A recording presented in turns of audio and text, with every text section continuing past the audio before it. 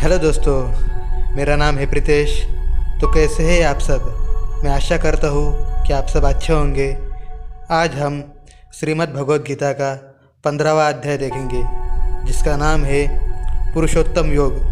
तो चलिए शुरू करते हैं। श्री भगवान बोले, आदि पुरुष परमेश्वर रूप मूल वाले और ब्रह्मा रूप मुख्य शाखा वाले जिस संसार रूप पीपल के वृक्ष को अविनाशी कहते हैं तथा वेद जिसके पत्ते कहे गए हैं, उस संसार रूप वृक्ष को जो पुरुष मूल सहित तत्व से जानता है, वह वेद के तात्पर्य को जानने वाला है। उस संसार वृक्ष की तीनों गुणों रूप जल के द्वारा बढ़ी हुई एवं विषय भोग रूप कोंपलों वाली देव, मनुष्य और तिर्यक आदि योनि रूप शाखाएं नीचे और ऊपर सर्वत्र फैली हुई है तथा मनुष्य लोक में कर्मों के अनुसार बांधने वाली अहमता, ममता और वासना रूप जड़ें भी नीचे और ऊपर सभी लोकों में व्याप्त हो रही है। इस संसार वृक्ष का स्वरूप जैसा कहा है, वैसा यह विचार काल में नहीं पाया जाता, क्योंकि न तो इसका आदि है और न अंत है तथा न इसकी अच्छी प्रकार से स्थिति ही है। इसलिए इस अहमता, ममता और वासना रूप अति दृढ़ मूलों वाले संसार रूप पीपल के वृक्ष को दृढ़ वैराग्य रूप शस्त्र द्वारा काटकर उसके पश्चात उस परम पदरूप परमेश्वर को भली भांति खोजना चाहिए, जिसमें गए हुए पुरुष फिर लौटकर संसार में नहीं आते और जिस परमेश्वर से इस पुरातन संसार वृक्ष की प्रवृत्ति विस्तार को प्राप्त हुई है, उसी आदि पुरुष नारायण के मैं शरण हूँ। इस प्रकार दृढ़ निश्चय करके उस परमेश्वर का मनन और निधिध्यासन करना चाहिए। जिनका मान और मोह नष्ट हो गया है, जिन्होंने आसक्ति रूप दोष को जीत लिया है, जिनकी परमात्मा के स्वरूप में नित्य स्थिति है और जिनकी कामनाएं पूर्ण रूप से नष्ट हो गई है, वे सुख दुख नामक द्वंद्व से विमुक्त ज्ञानी जन उस अविनाशी परम पद को प्राप्त होते हैं। जिस परम पद को प्राप्त होकर मनुष्य लौटकर संसार में नहीं आते, उस स्वयं प्रकाश परम पद को न सूर्य प्रकाशित कर सकता है, न चंद्रमा और न अग्नि ही। वही मेरा परम धाम है। इस देह में यह जीवात्मा मेरा ही सनातन अंश है और वही इन प्रकृति में स्थित मन और पांचों इंद्रियों को आकर्षण करता है। वायु गंध के स्थान से गंध को जैसे ग्रहण करके ले जाता है, वैसे ही देहादि का स्वामी जीवात्मा भी जिस शरीर का त्याग करता है, उससे इन मन सहित इंद्रियों को ग्रहण करके फिर जिस शरीर को प्राप्त होता है, उसमें जाता है।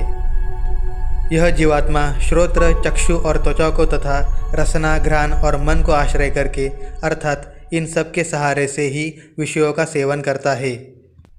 शरीर को छोड़कर जाते हुए को अथवा शरीर में स्थित हुए को अथवा विषयों को भोगते हुए को, इस प्रकार तीनों गुणों से युक्त हुए को भी अज्ञानी जन नहीं जानते।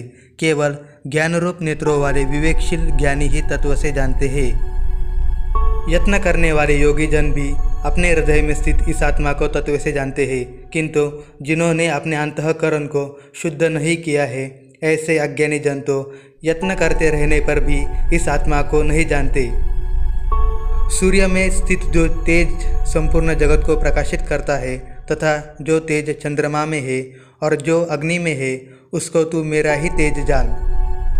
और मैं ही पृथ्वी में प्रवेश करके अपनी शक्ति से सब भूतों को धारण करता हूँ और रस स्वरूप अर्थात अमृतमय चंद्रमा होकर संपूर्ण औषधियों को अर्थात वनस्पतियों को पुष्ट करता हूँ। मैं ही सब प्राणियों के शरीर में स्थित रहने वाला प्राण और अपान से संयुक्त वैश्वानर अग्नि रूप होकर 4 प्रकार के अन्न को पचाता हूँ। मैं ही सब प्राणियों के हृदय में अंतर्यामी रूप से स्थित हूँ तथा मुझसे ही स्मृति, ज्ञान और अपोहन होता है और सब वेदों द्वारा मैं ही जानने योग्य हूँ तथा वेदांत का कर्ता और वेदों को जानने वाला भी मैं ही हूँ। इस संसार में नाशवान और अविनाशी ये 2 प्रकार के पुरुष हैं। इनमें संपूर्ण भूत प्राणियों के शरीर तो नाशवान और जीवात्मा अविनाशी कहा जाता है। इन दोनों से उत्तम पुरुष तो अन्य ही है, जो तीनों लोकों में प्रवेश करके सबका धारण पोषण करता है एवं अविनाशी परमेश्वर और परमात्मा इस प्रकार कहा गया है।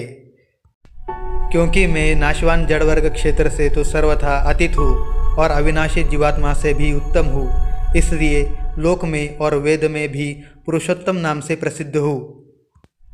हे भारत, जो ज्ञानी पुरुष मुझको इस प्रकार तत्व से पुरुषोत्तम जानता है, वह सर्वज्ञ पुरुष सब प्रकार से निरंतर मुझ वासुदेव परमेश्वर को ही भजता है।